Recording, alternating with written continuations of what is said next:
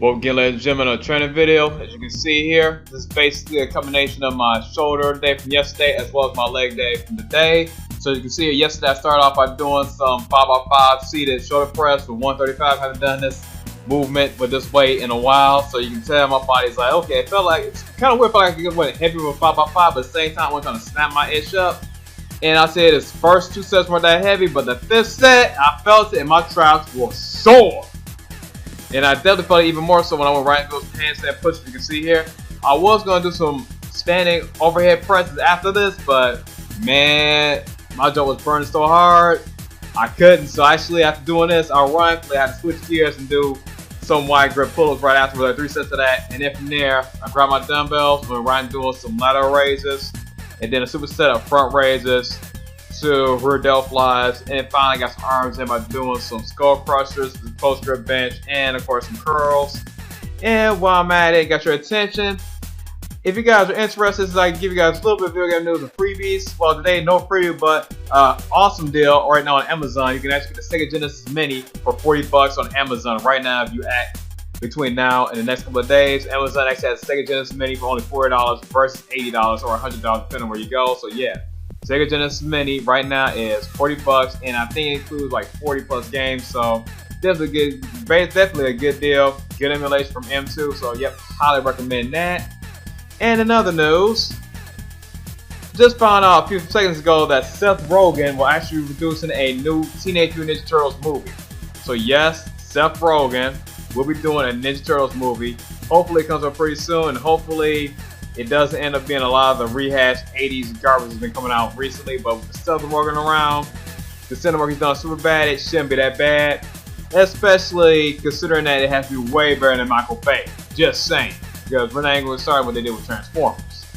And finally, final note, you guys probably already know this, but Beavis and Butthead are back. And it will be on Comedy Central. So in case you guys can't wait to see the presidential election, the presidential debates, this is what Beavis and Butthead is basically the same thing. Just saying. I mean, you got 2 people rambling and mumbling about some BS you don't understand. It doesn't make any sense. Random garbage. Sounds about right. And yes, I went there. Well, anyways, you can see here, had to go ahead and basically toast the dust with this. And yeah, after that, I was basically done.